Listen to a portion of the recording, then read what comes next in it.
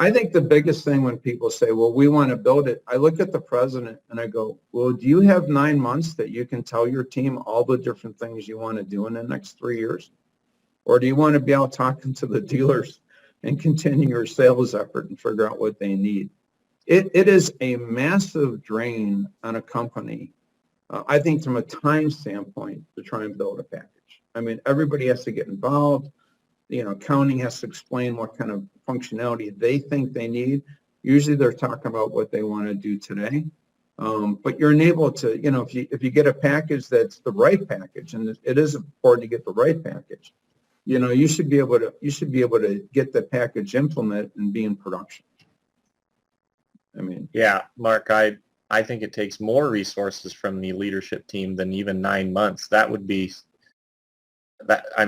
pretty aggressive for us to go build our system. I mean, I think it's taken the majority of my time for years, and several of our executives and leaders and department managers.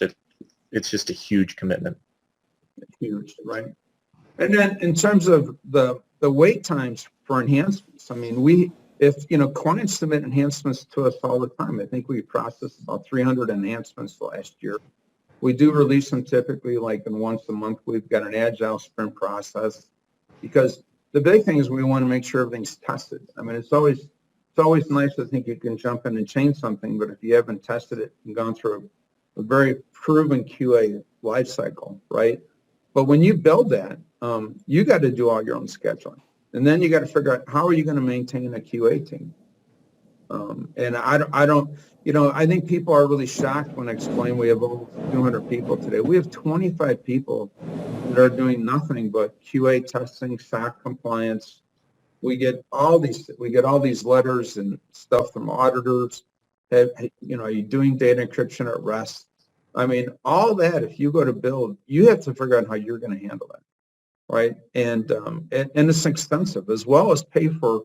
When people talk about costs, I always think about the costs they think about. Nobody thinks about, well, I got to buy all these QA regression test tools. I got to buy extra servers to do all this stuff. And most of our clients, when I sit down and explain to them, there's actually 4 copies of their system. They're almost like, what are you talking about? Well, you have your production version, right? And then, to make sure everything's tested, you have your UAT test system. Well, there's a third one we do behind the scenes, right, when we got something major to test with your data. And then there's a fourth one to make sure that we're always up, right? So we actually buy 3 times the number of servers that people has used. I mean, getting that uptime all the time is very costly, and coordinating all these things takes a lot out of it. I believe it. And again, it's like, could we figure these things out? Could we build a team to be able to do this for ourselves? Maybe, but it's not why we're in business. Exactly, right. And then what about support teams, Jeff? Yeah, it's not my desire to staff a team to build and monitor and provide support for all of this. It's my job to staff a team that can take care of our agents and customers. And so you guys have that support team. You're basically always available, and we get great support, not only from your dedicated staff that's meant to support us, but maybe whenever I pick up the phone and call Mark or Greg, they're there to talk to me, and they don't seem annoyed by it, and they're interested in my problem and willing to get in and help us figure out a solution. Thank you. That's a great comment. Thank you.